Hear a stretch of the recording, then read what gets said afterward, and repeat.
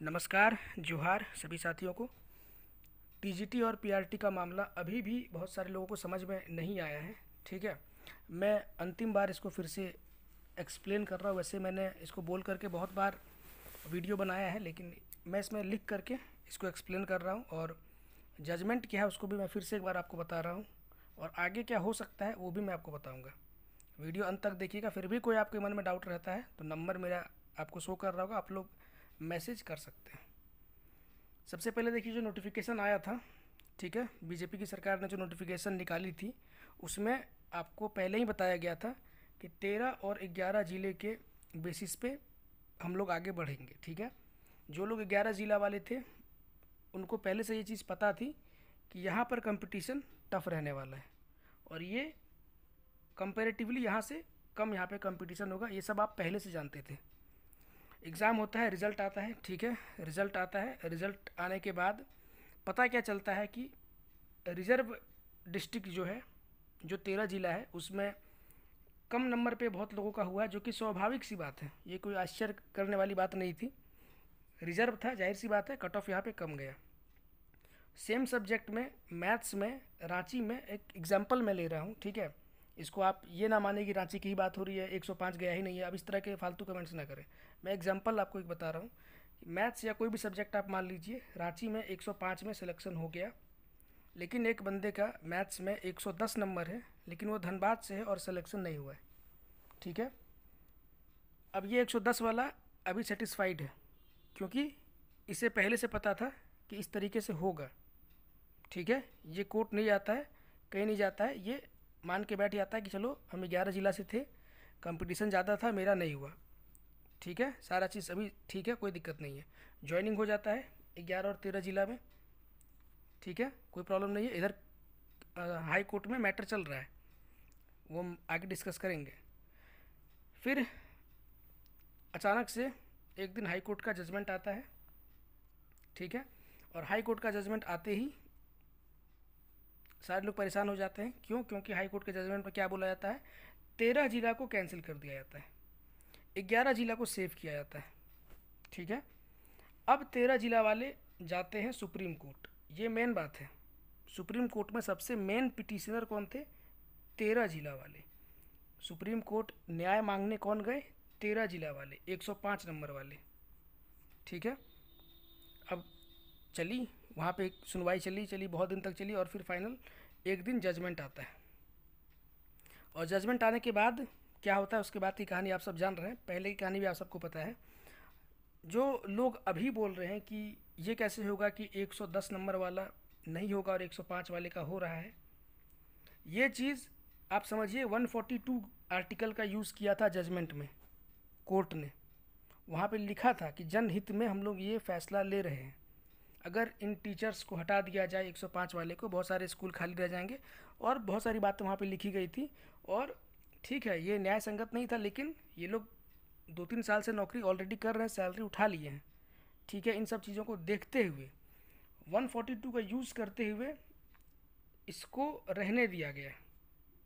ठीक है, ये जो बोलते हैं 110 वाले का नहीं है, 105 वाले कैसे करेंगे, तो उसका जवाब आर्टिकल 142 कोर्ट ने दे दिया है। ठीक है, मैं फिर से बोल रहा हूँ कि मेरा ऐसा कोई इंटेंशन नहीं है, और मेरे चाहने ना चाहने से कुछ नहीं होता है। मैं तो चाह रहा हूँ कि सबका हो जाए, सबका करा दे। मेरी खुद की सिस्टर का डॉक्यूमेंट वेरिफिकेशन हुआ है। ठीक है, तो मैं ऐसा क्यों चाहूँगा कि ना हो? मैं तो चाह रहा हूँ सबका हो, लेकिन जो जजमेंट आया है, जो सच्चाई है, वो मैं आपको बताने का प्रयास कर रहा हूँ। ठीक है, अब ये कैंसिल हुआ, उसके बाद जजमेंट आता है, और जजमेंट को मिस इंटरप्रेट किया जाता है। बहुत सारे यूट्यूब चैनल और बहुत सारे लोगों ने इसको मिस इंटरप्रेट किया और बोला कि मिनिमम कट ऑफ लिया जाएगा। और जैसे ही मिनिमम कट ऑफ की बात आई, तो अब क्या हुआ, ये 110 नंबर वाले जो थे, अब उनको लगने लगा कि कहीं ना कहीं अब हमारा भी हो जाएगा, क्योंकि 105 वाले जॉब कर रहे हैं और मिनिमम कट ऑफ की बात की गई है, तो हमारा भी हो जाएगा। ठीक है, अब ये लोग एलिजिबल खुद को समझ रहे हैं। क्यों समझ रहे हैं? क्योंकि जजमेंट को बहुत सारे लोगों ने अपने अपने तरीके से गलत व्याख्या किया।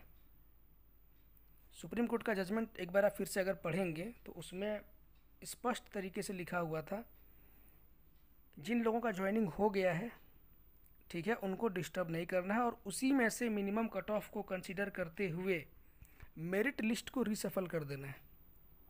ठीक है। अब इसका क्या मतलब, बहुत सारे लोग समझेंगे जब नए व्यक्ति को लेना ही नहीं है तो फिर ये रिसफल मेरिट लिस्ट इसकी क्या आवश्यकता है।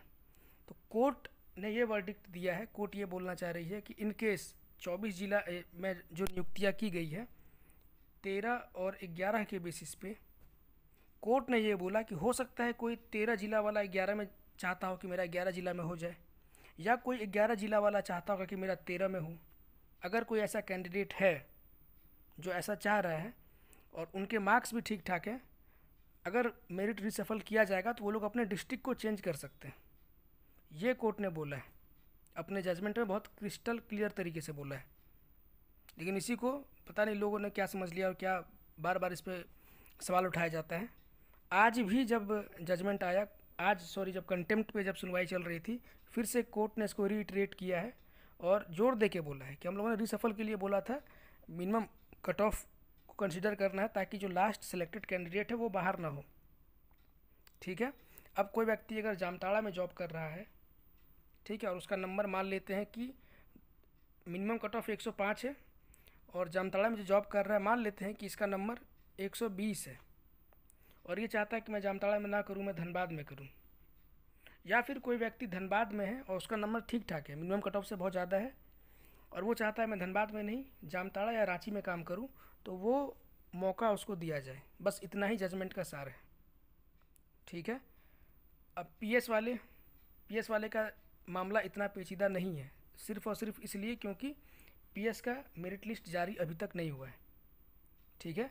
तो इसमें जिस प्रकार से कोर्ट ने बोल दिया है कि एक कॉमन मेरिट लिस्ट जारी करके रिसफल कर दीजिए उसी मेरिट लिस्ट को, तो ये सब झमेला पीएस के केस में नहीं है। ठीक है। यहाँ पर जब भी मेरिट लिस्ट अब बनेगा तो स्टेट मेरिट लिस्ट जारी कर दिया जाएगा, जिसका नंबर ज़्यादा होगा उसको उसके पसंद का डिस्ट्रिक्ट मिल जाएगा, जिसका कम होगा उसको जहाँ किस्मत ले जाएगी वो जाएंगे। यही बात है। ठीक है। और देखते हैं, वेट करते हैं नेक्स्ट हियरिंग में क्या होता है। अब चीफ सेक्रेटरी को प्रेजेंट रहने के लिए बोला गया है। हाँ, अब जिनका डॉक्यूमेंट वेरिफिकेशन हो गया है, अगर सरकार सुप्रीम कोर्ट को ये बोलती है कि इतनी सीटें खाली रह गई है, ठीक है, और हम जब फिर से मेरिट लिस्ट बना रहे हैं, तो अगर कोर्ट को ये लोग सही तरीके से संतुष्ट अगर कर पाए कि सीटें खाली है, इतने लोगों का डॉक्यूमेंट वेरिफिकेशन हमने फिर से कराया है, तो हम इनको भी लेना चाह रहे हैं, तो मुझे लगता नहीं है कि कोर्ट उस पर मना करेगी। लेकिन ऐसी मंशा सरकार को वहाँ जाहिर करनी होगी। ठीक है। अब ये जिनका डॉक्यूमेंट वेरिफिकेशन हुआ है, ये पूरी तरीके से सरकार के ऊपर ही डिपेंडेंट है कि सरकार अब इनके बारे में कोर्ट में क्या बोलती है। अदरवाइज़ कोर्ट क्लियर है कि कोई फिर से डॉक्यूमेंट वेरिफिकेशन या फिर से कोई फ्रेश मेरिट लिस्ट जारी नहीं करना है। इसको लेकर के कोर्ट बिल्कुल क्लियर है। कुछ लड़के कमेंट कर रहे थे कि आपने बोला था कि कोई भी नियुक्ति नहीं होगी, तो कम से कम वीडियो भी ध्यान से देखा करो। जजमेंट समझ में नहीं आ रहा अलग बात है, कोई अगर आपको सामने से समझा रहा उसकी बातों को तो समझें। मैंने बोला कोई भी नई नियुक्ति टीजीटी और पीआरटी में नहीं होगी अकॉर्डिंग टू जजमेंट। ठीक है। मैंने पीएस को लेकर कभी नहीं बोला कि कोई नियुक्ति नहीं होगी। वीडियो कम से कम ढंग से देखा करें और उसके बाद कमेंट करें। ठीक है, क्योंकि इससे आपका इंप्रेशन ख़राब पड़ता है। अभी भी समझ में नहीं आया तो आप लोग, नंबर है मेरा, कॉल कर सकते हैं। ठीक है। कॉल ना ही करें, मैसेज कर ले, मैसेज में जवाब दे दूँगा। मिलते हैं नेक्स्ट वीडियो में। Take care, good bye.